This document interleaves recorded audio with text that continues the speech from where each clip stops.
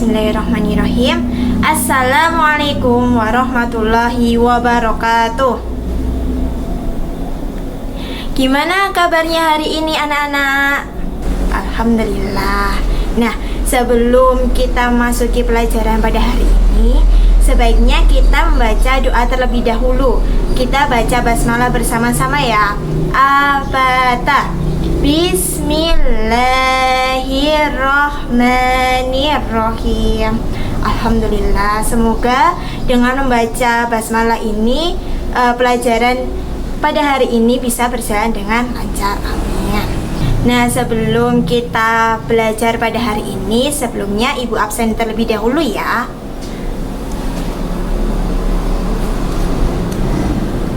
Hari ini yang tidak masuk siapa? Ya, alhamdulillah semuanya masuk pada hari ini.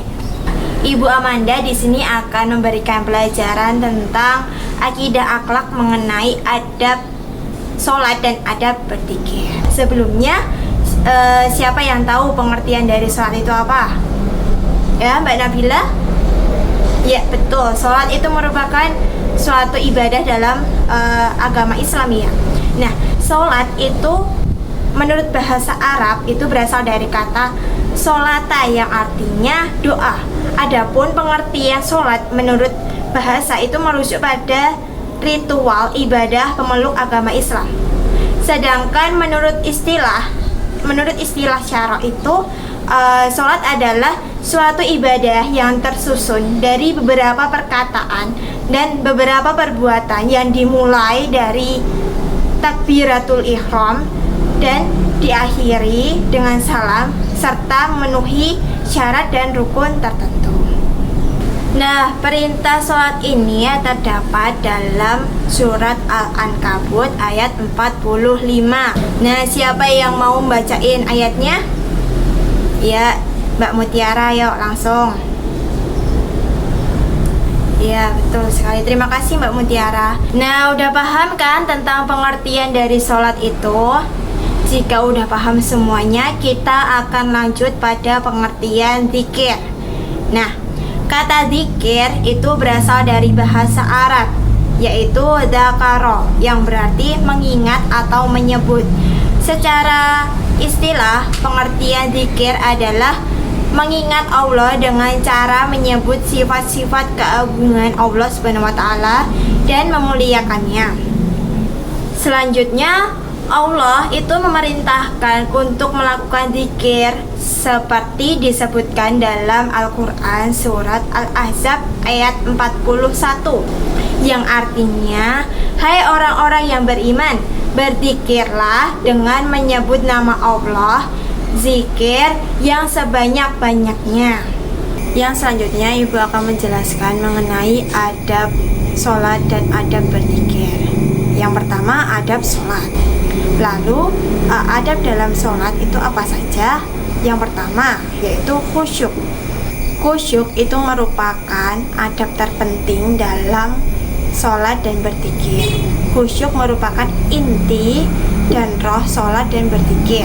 Nomor 2, yaitu hati yang ikhlas. Yang selanjutnya, nomor 3, adab ketiga yaitu menjaga waktu dan batas-batasnya. Nah, maksudnya adalah ketika waktu sholat masuk, itu bersegeralah untuk menunaikannya dengan penuh semangat saat kewajiban itu telah tiba. Yang nomor 4 itu adalah menjaga kebersihan dan kesucian tempat sholat dari najis-najis yang ada. Yang kelima, adab kelima, menyingkirkan gambar atau tulisan atau apapun yang mengganggu kekhusyukan dalam sholat. Yang keenam yaitu memakai pakaian kita yang terbaik pada saat panggilan sholat itu telah tiba. Adab yang ketujuh yaitu menyesal dan bersedih. Maksudnya adalah kita diharapkan menikmati zikir atau bacaan-bacaan sholat kita sehingga berpengaruh pada hati nurani dan amal perbuatan sehari-hari. Yang selanjutnya yaitu adab berzikir. Adapun adab berzikir yang pertama yaitu ikhlas dalam berzikir mengharap ridho Allah. Yang kedua yaitu merendahkan suara. Ketika kita berzikir, hendaklah merendahkan suara. Hal ini dimaksud agar tidak mengganggu konsentrasi orang lain yang ada di sekitar kita.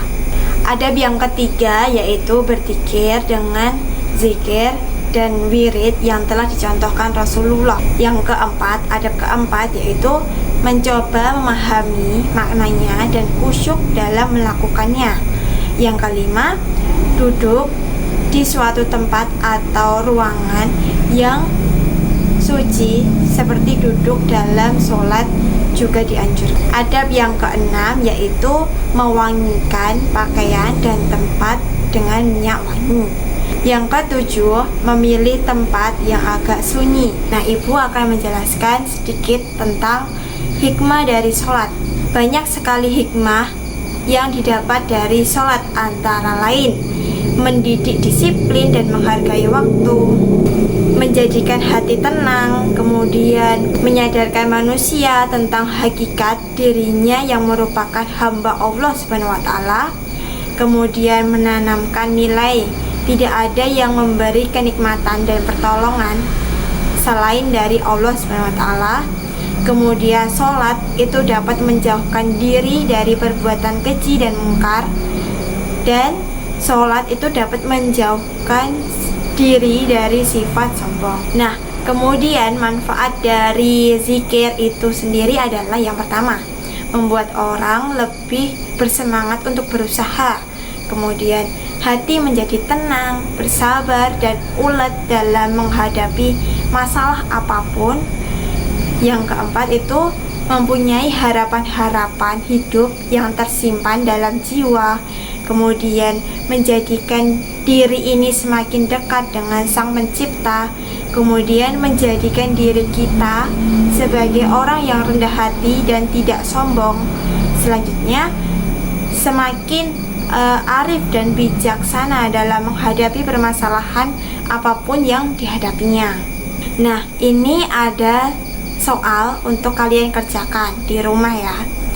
Kita akan bahas pada pertemuan selanjutnya. Mungkin itu saja yang dapat ibu sampaikan pada pertemuan kali ini.